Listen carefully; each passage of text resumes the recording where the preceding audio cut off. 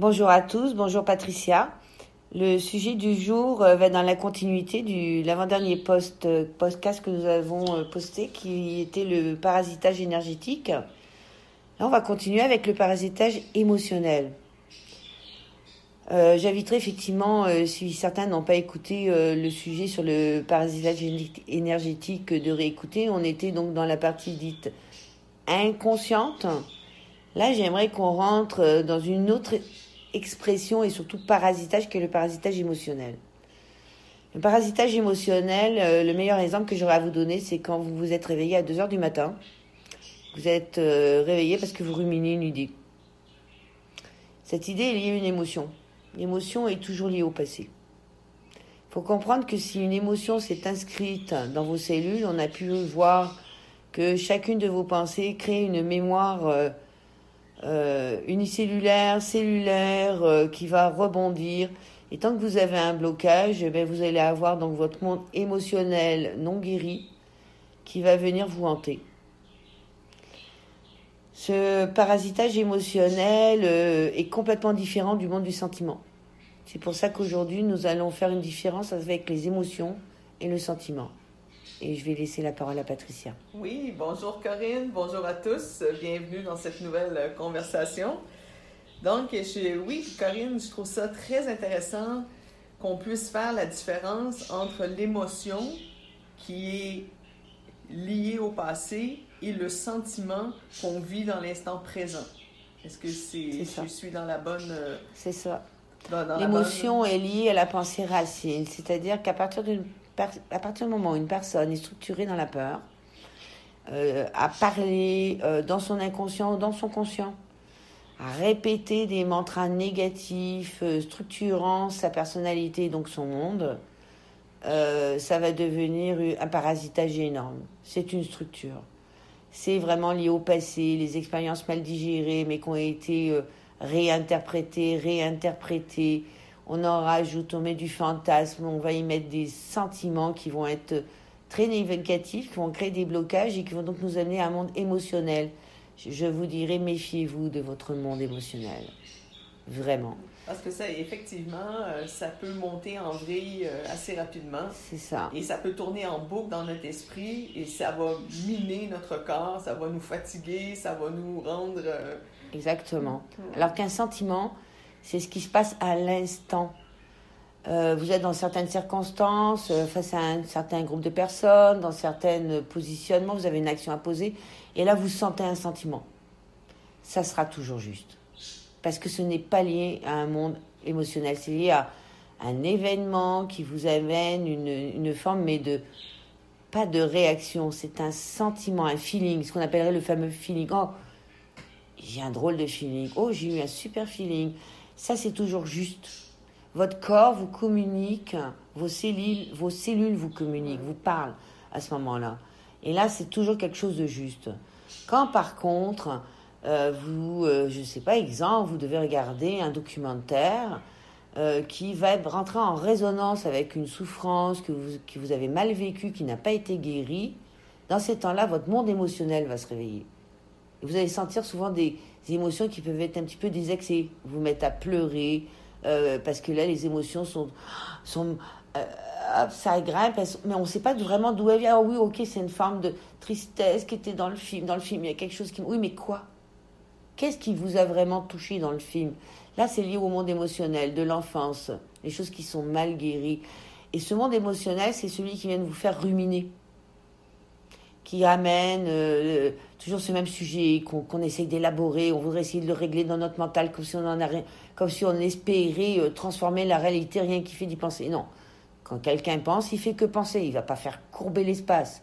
Quand quelqu'un pense, ne fait que se parasiter sa réalité avec une pensée qui est ruminée. Oh, il a fait ça, mais oui, mais j'aurais dû répondre ça, oui, mais j'aurais dû faire ça. Ah oui, mais il a fait ça, alors c'est ça que... Et c'est un ruminage qui n'est qu'avec vous-même, que dans votre monde. La personne en face, contre qui, ou le groupe, contre qui, ou même le gouvernement, contre qui vous ruminez, je vous jure, il ne vous entend pas. C'est parler un peu, vous savez, comme dans le poste de télé, quand on est un enfant, puis qu'on ne comprend pas que, non, il ne vous entend pas. Non, vous parlez à nouveau à vous-même.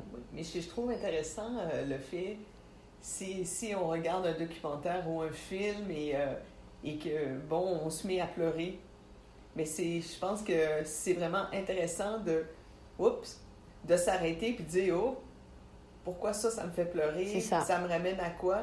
Et je pense que du moment qu'on a identifié, qu'on a pris le temps de la regarder, l'émotion, et de l'identifier, je pense que c'est là aussi qu'on peut dire qu'on peut peut-être s'en débarrasser. Là, c'est ça, elle ne peut pas simplement vous dire « Oh, dans le film, c'est parce que la scène était violente. » Non, non, quelle que soit la scène, elle a résonné avec vous. C'est ça. C'est pas le film, c'est pas la scène. Ouais. C'est vous qui regardez une scène auquel vous réagissez. Votre voisin, le voisin risque de n'avoir aucune réaction. Mm-hmm. Donc c'est votre monde, votre réalité.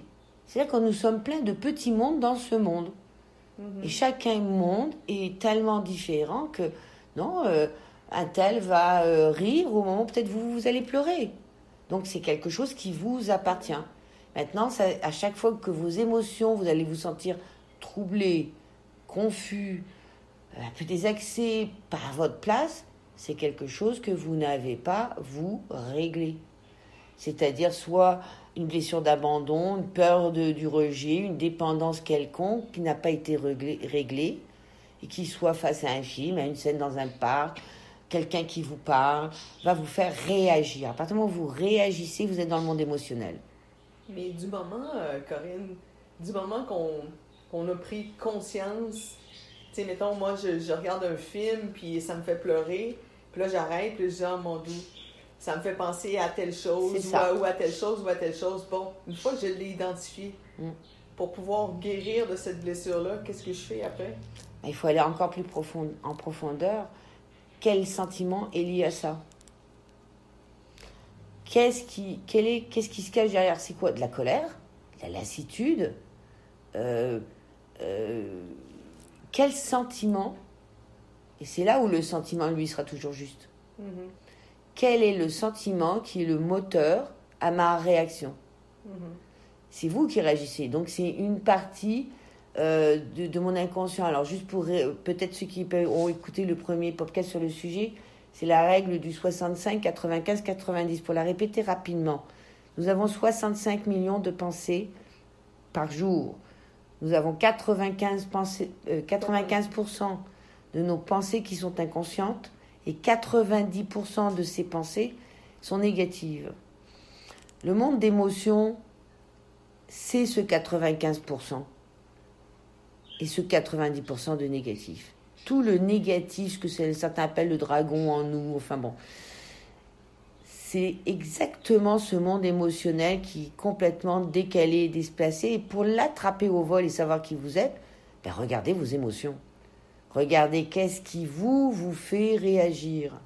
Ça va être inévitablement lié à une blessure, à quelque chose qui n'a pas été bien vécu, bien compris, pardonné surtout, à un moment donné de votre vie.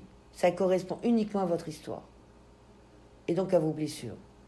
Le jour où tu attrapes au vol ce sentiment-là, alors il faut creuser. C'est-à-dire, pourquoi je me sens comme ça? Ok, je me sens comment? Je me sens triste. D'accord, pourquoi je me sens triste? Qu'est-ce qui se cache encore derrière ma tristesse? Souvent, derrière la tristesse, c'est de la colère. Derrière de la colère, c'est de la lassitude. C'est bizarre, il y a toujours une inversion. Mais allez ressentir après, derrière le voile, qu'est-ce qui se cache encore? À quoi ça me rappelle? Et là, il y a un souvenir qui va apparaître. Et là, vous allez attraper le vrai sentiment du moment. Quand j'ai vécu et que j'ai bloqué sur ça, c'était, par exemple, je devais avoir 8 ans, j'étais en colère. Et là, je me suis sentie en rage, contrariée. On revient au sentiment. Je me sentais comment? Mm-hmm. Donc, malheureusement, là, chacun doit faire son trajet. Exemple, quand j'ai été mis en compétition, par exemple, j'aurais presque envie de dire, aide-moi Patricia, donne-moi un exemple. C'est parce que je t'écoute, parce que je me dis, une fois que, on a identifié l'émotion, on sait que c'est lié à quelque chose du passé, et là qu'on creuse, qu'on recherche pour trouver l'origine de cette émotion-là. Une fois qu'on est arrivé à l'origine de cette émotion-là, mais je pense que il y a une action à poser. Merci pour l'expérience. j'ai compris, se pardonner à soi-même ou pardonner à l'autre et dire merci de l'expérience et de laisser aller. Tu sais, je veux dire, à un moment donné, il faut laisser aller ces choses-là. Et accepter le malaise de découvrir qu'on est quelqu'un de profondément jaloux, qui avons cristallisé des idées inappropriées, qui nous rendent nous-mêmes malheureux. Nous-mêmes malheureux, pas les autres. En premier lieu, c'est la personne qui est jalouse. Oui, d'accord, les autres vont subir de temps en temps, temporairement, la jalousie de cette personne. Mais c'est la personne qui est jalouse 24 heures sur 24, stressée en continu, en comparaison ou tout ceci. Donc en fait, il faut aller chercher pourquoi. Alors ne vous condamnez pas si vous découvrez que vous êtes jalouse. On l'a tous été, on le saura tous, je pense, à un moment donné. C'est possible, mais ne vous condamnez pas. Par contre, allez voir à quel moment dans ma vie j'ai pris ce sentiment. Qu'est-ce qui l'a généré? D'où ça vient? Est-ce que je suis encore obligée de garder ce sentiment-là? Est-ce que ça m'est utile? Et là, souvent, on se rend compte, c'est évident que non. Et ce processus-là d'aller plonger dans le malaise du souvenir qui vous a fait prendre cette décision, et le moment, j'irai, c'est le plus inconfortable. Revenir à l'inconfort. Exemple, j'ai envie de vous dire, regardez une jeune femme qui aurait subi une agression sexuelle dans sa jeunesse, tant qu'elle reste dans le déni, donc dans l'inconscient, dans le 95%, ça va être une personne qui va être malheureuse sans vraiment comprendre, pouvoir se guérir, accepter. Il va falloir qu'elle accepte de revivre le souvenir du jour de l'agression, des émotions qui l'ont traversée, voire des odeurs, des mémoires, pour le guérir. C'est ce qu'on appelle le retracement. Malheureusement, c'est un petit peu ça. Revoir la copie pour se rappeler qu'est-ce que j'ai retenu de cet événement qui m'amène une émotion où je n'ai pas libéré quelque chose. Soit je ne me suis pas pardonné d'avoir vécu ça, même si vous n'avez pas à vous pardonner obligatoirement. Je n'ai pas compris, il y a une incompréhension, il y a un blocage. Et plein d'événements dans notre vie peuvent nous amener comme ça des émotions. C'est souvent lié à des regrets. Dès que vous avez un regret qui vous amène une émotion qui vous dépasse, c'est qu'il y a eu une incompréhension. Quelque chose qui doit être amélioré. Je comprends que c'est primordial de remonter la filière pour identifier son point de départ. Mais je pense que quand on le fait, je pense que l'étape qui est importante à dire, c'est de se pardonner ou pardonner à l'autre, puis de dire merci de l'expérience, au revoir, c'est terminé, et de laisser partir cette émotion-là. Une fois qu'elle apparaît complètement, en fait, elle disparaît. Je pourrais donner une anecdote d'une personne qui est en souffrance terrible, qui, grâce à son travail personnel, justement, d'introspection, de surveillance, c'est sûr qu'il avait été accompagné dans cette démarche-là, pour aboutir à un moment donné que, à l'âge de 5 ans, il s'était regardé dans une glace et il s'était trouvé laid. Il considérait qu'il était laid, qu'il ne méritait pas d'exister et qu'il ne méritait pas d'être aimé. Le jour où il a réalisé qu'il avait construit sa vie sur un regard d'un enfant de 5 ans, qu'il avait considéré laid, tout a disparu. Il y a eu une guérison. Il fallait qu'il retourne à ces moments de souffrance, d'une prise de décision d'un enfant de 5 ans qui s'était regardé dans la glace et qui s'était trouvé laid. C'est une idée fugace, mais que lui a entretenu dans son compte 95% d'inconscient. Rendu à 46 ans, il ne comprenait pas ce qui se passait. Il a fallu replonger dans ce qu'il ne voulait plus savoir. Il ne voulait plus se rappeler qu'il était laid. Son 95%, par contre, n'arrêtait pas de lui dire tous les jours. Et il ne comprenait pas pourquoi il y avait des problèmes relationnels. Pourquoi ça ne fonctionnait pas avec les femmes. Mais voyons, c'était évident. Sauf qu'il a fallu, effectivement, qu'il vive certains événements, qu'il le bloque, qu'il l'arrête. Il a eu aussi la chance d'être accompagné, mais il a surtout accepté l'accompagnement. Et ce qui lui a permis, à un moment donné, de vraiment pleurer cet instant-là. Une fois qu'il a vraiment pleuré, c'était fini. Voilà. C'était fini. C'était sorti. C'était plus retenu. C'était plus comme une cocotte minute inconnue qui est là en profondeur. Alors, c'est ce genre d'exemple, mais c'est pour ça que c'est difficile de donner des exemples, parce que chacun, après, va dire, ok, ben là, oui, ok, ben lui, c'est trouver quelle décision vous avez pris à un moment donné. Et souvent, c'est des choses aussi bêtes que se regarder dans un miroir ou d'avoir entendu une phrase. Moi, je vais vous donner un autre exemple. Une personne qui avait construit toute sa vie sur une phrase qu'avait dit une tante, quelqu'un de la famille. Et elle avait dit, sûrement peut-être à la joke, en rigolant, j'en sais rien. Vous savez, comme des fois, les adultes parlent sans se rendre compte que les enfants écoutent. Et elle avait dû dire, oh mon Dieu, il est bien idiot. Ben lui, toute sa vie, il a construit sa vie sur le fait de prouver à tout le monde qu'il n'était pas un idiot. Alors c'était aliénant pour tous les autres. Mais à cause d'une phrase entendue, peut-être à 8 ans, d'une dame qui devait peut-être dire ça, on ne peut pas se rappeler du contexte, quand on est enfant, on attrape des phrases, où il y a des quiproquos qui peuvent arriver, mais lui était rentré, toute sa vie a été construit sur le fait de tout prouver aux autres qu'il n'était pas un idiot. Il était rentré en combat. Cet homme-là n'a pas respecté les autres, puisqu'il voulait prouver qu'il n'était pas un idiot, donc c'est quelque chose de très envahissant. Je pourrais vous citer plein d'exemples, mais c'est toujours quelque chose. Donc les émotions, en tout cas moi ce que je voulais au niveau du parasitage, parce que là ça reste pas moins intéressant, mais au niveau du parasitage, comprenez que tout ce qui est du domaine des émotions est le secret de votre boîte de Pandore, mais ne vous y fiez pas. Elles ne peuvent pas diriger votre vie, elles ne peuvent pas vous conseiller.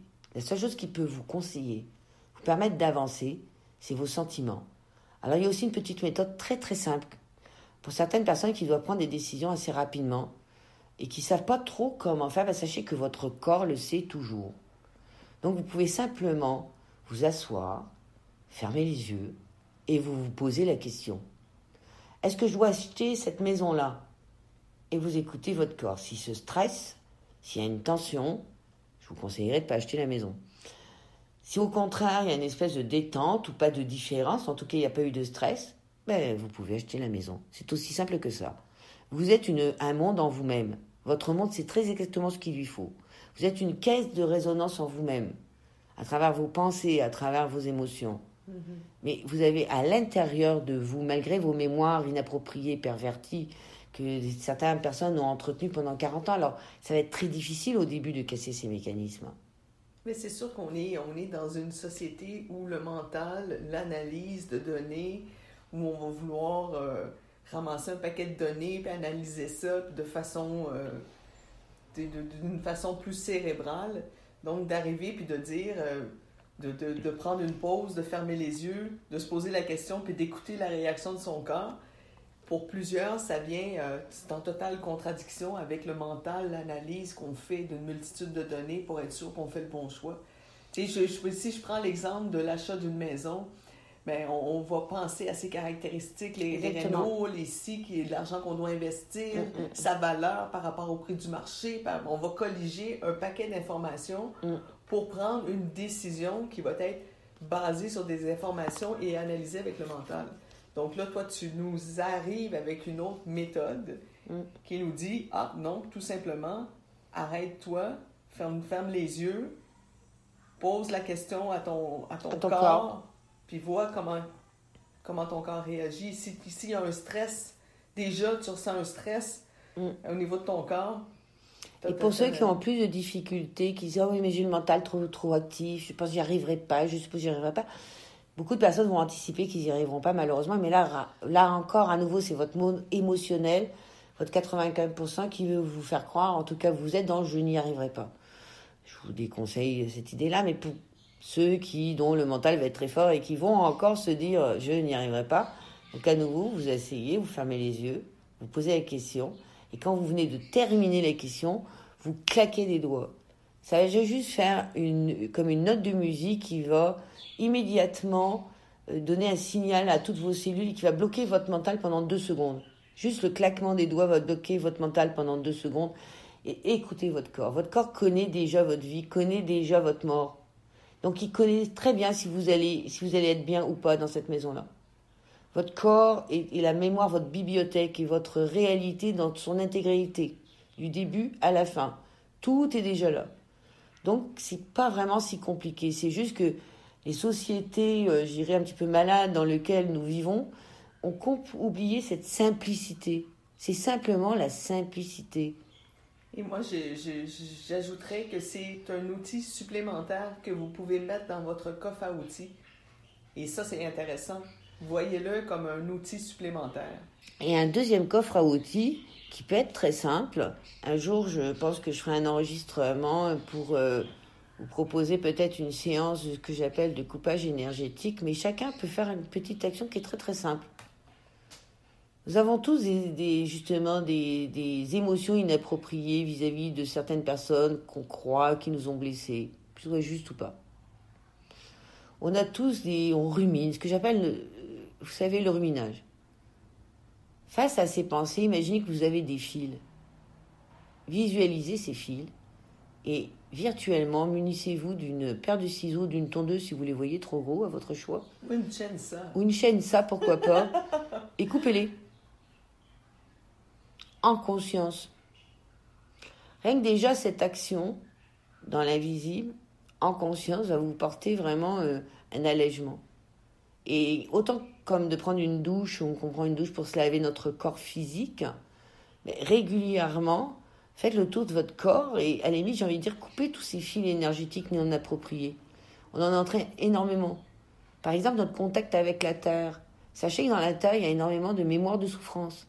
Toutes ces guerres, le sang qui a été répandu, tous ces gens qui sont morts dans la torture, la Terre en a gardé une mémoire.